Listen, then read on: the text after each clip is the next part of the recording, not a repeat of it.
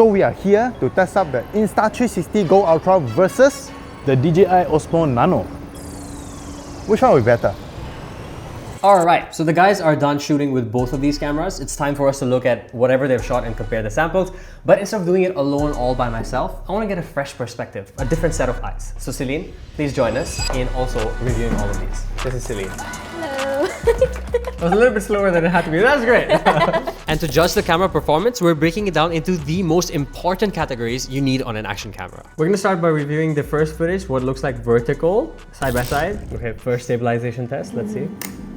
So this is a jogging test. It's a normal jog speed. Okay. Whoa. Hey. So I just did a jog run. What do you guys think? Which one is more stabilized? Let me know. Okay.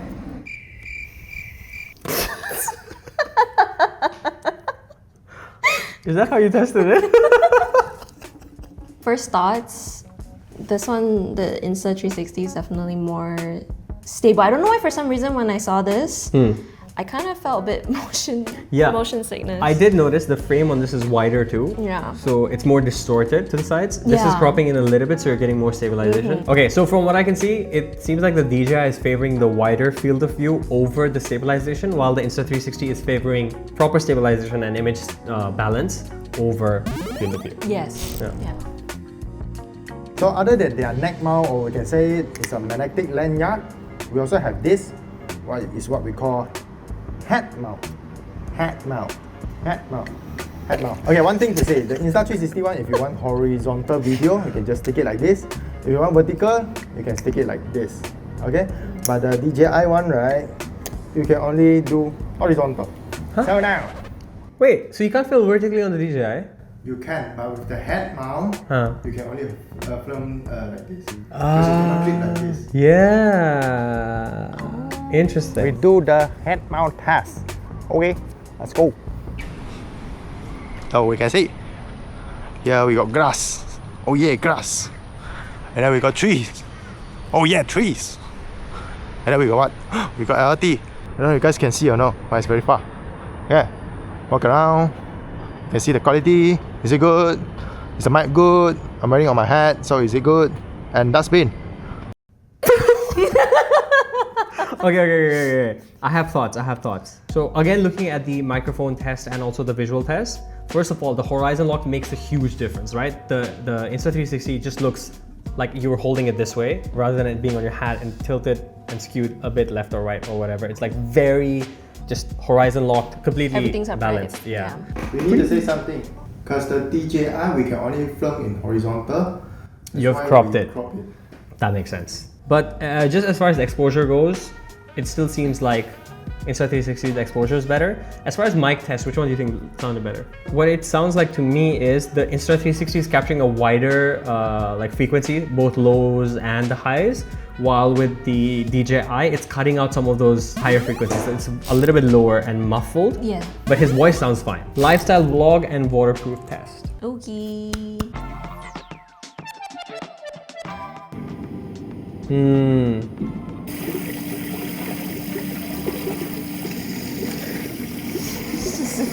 A wild Wei Xiang peeking out from the corner.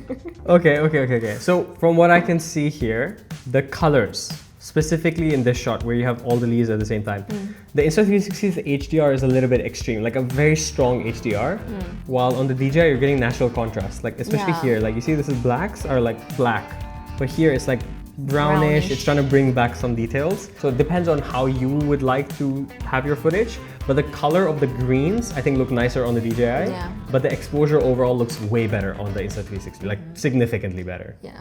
So this is my dog Sasha. We tried to put the camera on the neck, the collar there, but it failed. So we try something different. Let's see.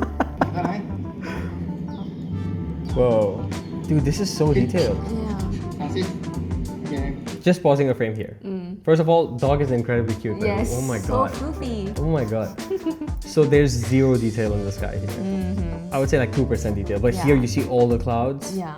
And look at the exposure through the leaves. Like here, every single leaf you can kind of see it, but here it's like melting with the sky. Yeah, it's kind of like blending. Yeah, so just I think constantly the Insta360 GO Ultra has way better HDR and exposure is just way more consistent than the DJI.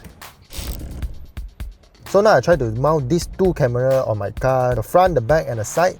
Now we try the stabilization and the low light. Ooh, this one's pretty close. Oh, this is like almost the same. I think this one's slightly better. They look like they're filmed at 2 different times. Yeah.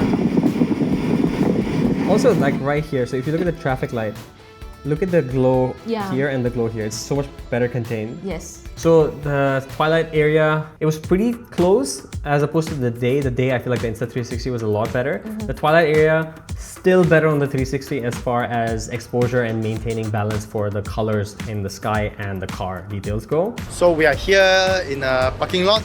There is very low light. Then we will see which one is better. Will DJI be better?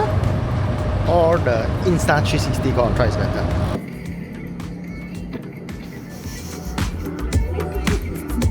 Oh, the anti-motion blur. Yeah. The low light performance on the 360 is better. The Insta360 is way better. Even in low light, it's giving you a proper HDR look, while the DJI is giving you that high contrast. Like your shirt is black. Yeah. I'm lost almost all details. Yeah. My sky for the DJI, I can see purple fringing, which is a lot of noise. Like that's what happens when you have a lot of noise. While on the 360, Insta360, there's barely anything. Like it just looks like sky. Yeah. And the biggest takeaway for me, I think, is the motion blur. Like usually in low light, you will have higher motion blur, but DJI is not able to handle that as well as the Insta360. It seems like Insta360 has like some technology to combat that. Wow, unexpected. But all in all, it seems like if you're picking between these two, the Insta360 is the better action camera. Yeah. And audio quality, and flip out screen that's bigger. Yeah. Wow. So there you have it, a proper head-to-head blind comparison between both of these. So I saw the footage. Honestly speaking, I feel like for most situations, the Insta360 is giving me a better result than the DJI Osmo Nano. Just because of the exposure and the way it's able to balance both the highlights and shadows. While on the Insta360, I don't really have to worry about much when I'm shooting. With the DJI Osmo Nano, I feel like I would go back and preview the footage and be a little bit disappointed, while with this I can trust it to pretty much handle itself. One thing I really learned to appreciate is that I can play back all of my photos and videos on the Insta360 without having the camera connected to the pod itself. This is very useful for playback without having to reconnect it every time. While with the DJI, it needs to be connected to the dock in order to play back any of the footage. As soon as you disconnect, you can no longer preview, which is a little bit annoying. Now there's a lot of reports online that the DJI Nano has been overheating for a lot of users, especially when you're shooting in broad daylight, very harsh conditions. We faced no such issue with the Insta360, but it feels like the DJI gets a little bit warmer because it's more consolidated and the size is a little bit smaller and more compact. All in all, the Insta360 is less likely to overheat than the DJI. There are some things I wish we had on this, like the log in 10-bit, for example, maybe something we can see in the future, but otherwise, for me, this kind of is the clear winner.